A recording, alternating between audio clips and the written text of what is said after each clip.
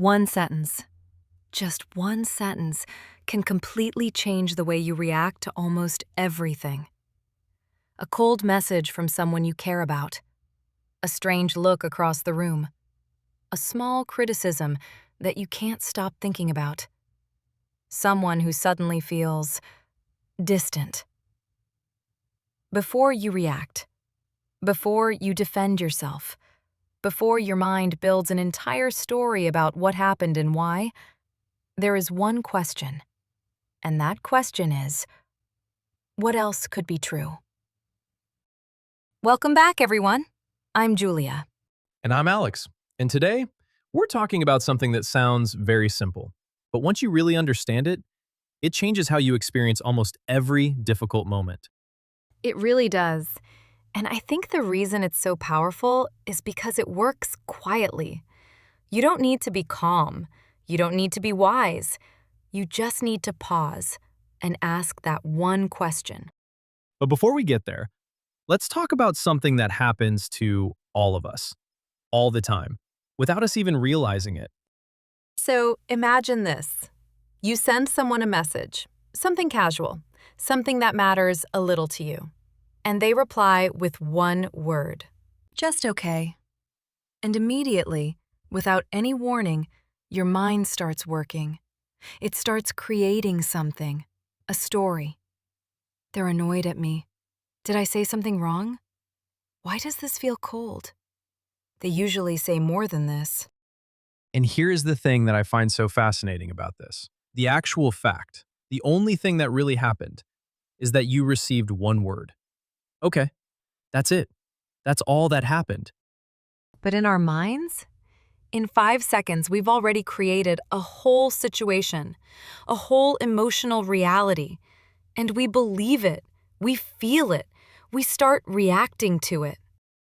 And this process has a name. It's called interpretation.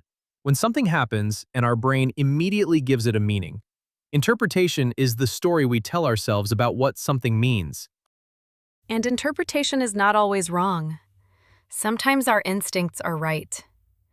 But here's the part that changes everything. Our first interpretation is almost always shaped more by our fear than by reality.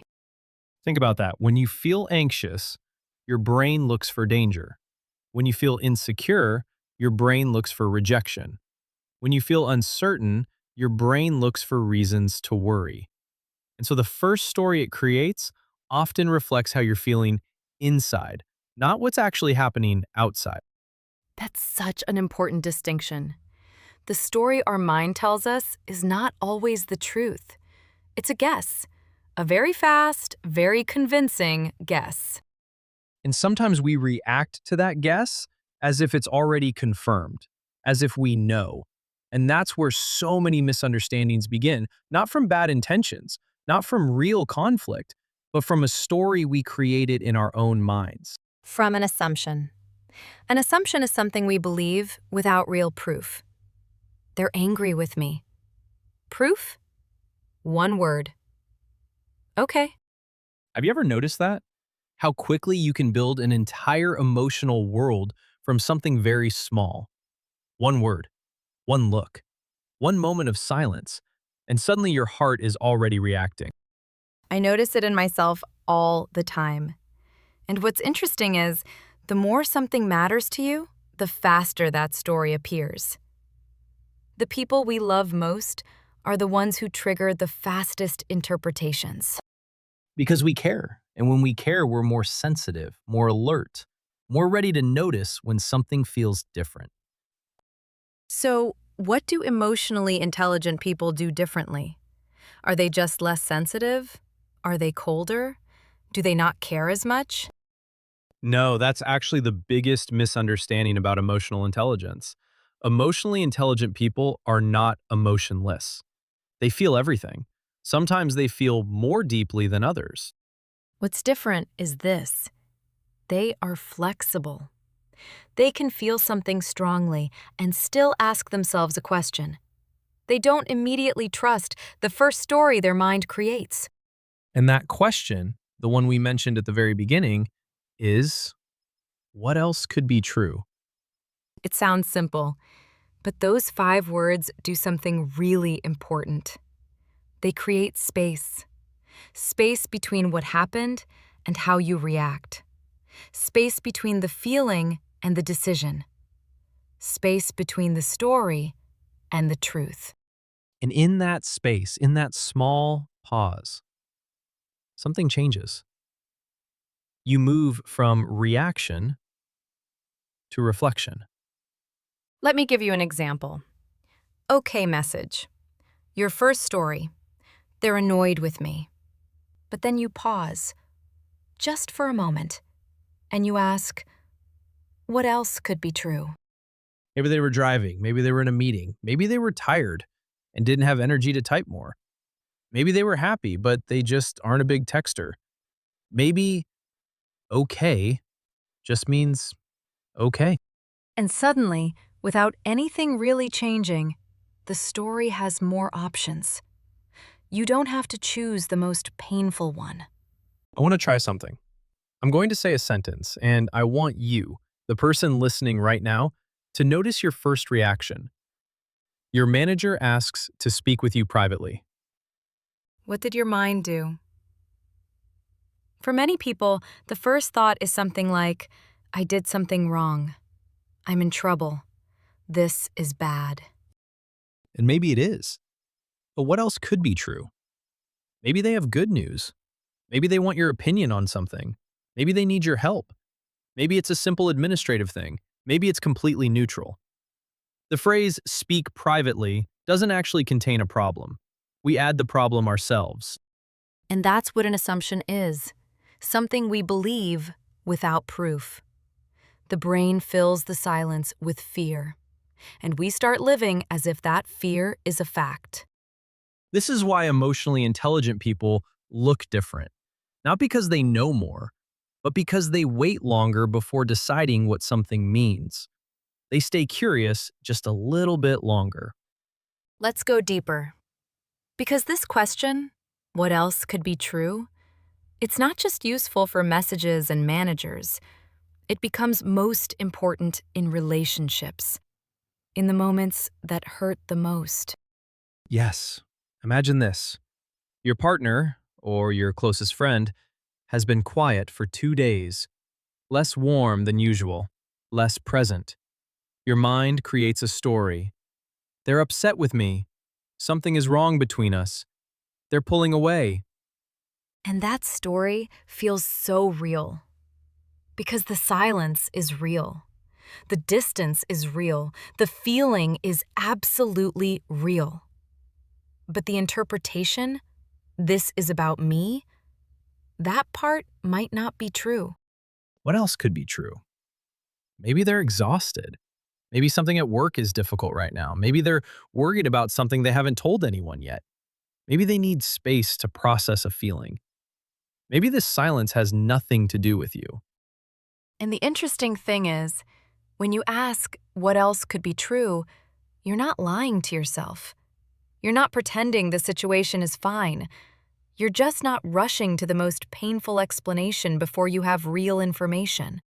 Because here's something that took me a long time to understand. When someone is quiet, the first story I tell myself is almost always about me. What did I do? Is this my fault? Do they feel differently about me now? But most of the time, people are quiet because of something happening inside them, not because of something I did. And realizing that, really feeling it, changes how you respond. Instead of becoming defensive, you become curious. Instead of asking, what did I do wrong? You might ask, are you okay? Is there something you want to talk about? It creates a completely different conversation. There's another place this question becomes incredibly useful, and it's one of the hardest situations for most people: receiving criticism. Oh, yes. This one is difficult for almost everyone. Because when someone tells us something we did is not good, our first interpretation is often, I am not good enough. Not just this work needs improvement, but something deeper, something personal. I am not capable. I am a failure. They don't respect me. And that's the jump. From feedback about a thing to a judgment about a person, about you as a whole person. But what else could be true? Maybe they're trying to help. Maybe they see potential in you and want to guide it. Maybe the work genuinely needed improvement, not because you're not enough, but because you hadn't seen it from that angle yet. Maybe this feedback, this uncomfortable feedback, is actually useful. And maybe this one is important. Maybe your defensive reaction is not really about them. Maybe it's about something older. A fear that lives inside you already. A fear of not being enough. And that fear is reacting, not you. Defensive means when you feel like you need to protect yourself, when your first response to something difficult is to push it away, to argue, to shut down. And feeling defensive is completely human, but it often stops you from receiving something that could actually help you grow. So let's bring this all together into something simple, something practical, something you can actually use. We call it the three-question pause. First question, what am I feeling right now? Just name it. I feel hurt. I feel rejected. I feel anxious. I feel misunderstood. You don't need to fix it yet. Just name it. Second question, what story am I telling myself? They don't care about me. I did something wrong. This is going to be bad. I'm not good enough. What is the interpretation your mind created? Say it clearly. Look at it. And the third question, the one that opens everything, is what else could be true? Not what is definitely true, not what you want to be true, just what else could be true. Give yourself three possibilities, even if you don't fully believe them yet, even if your first story still feels more real. Because here's what happens when you do this, even imperfectly. You create a pause, a tiny, quiet pause between the feeling and the reaction. And in that pause, something important becomes possible. Choice. You can choose how to respond instead of just reacting automatically. And that, right there, is what emotional intelligence actually is. Not the absence of feeling, not being cold or unaffected, but having a small space, a small moment of flexibility between what you feel and what you do. Let me say something before we close, because I think this is important. What else could be true is not a way to avoid difficult conversations. It's not a way to tell yourself everything is fine when it isn't. Sometimes, after you ask the question, you still need to talk to the person. You still need to share how you feel. You still need to have the conversation. But the difference is, you come to that conversation as someone who is curious, not someone who has already decided what happened and why. You come as someone who wants to understand, not just someone who wants to be right. And empathy, true empathy, begins there. In that moment of not rushing, not assuming, not reacting from the first, most painful story.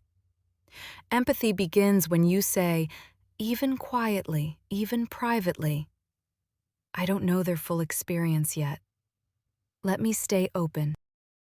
The first story your mind creates is not always the full story.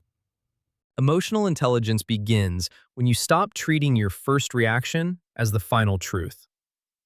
So the next time you receive a short message, or a strange silence, or a piece of feedback that stings, or a look that you can't quite read, Pause and ask.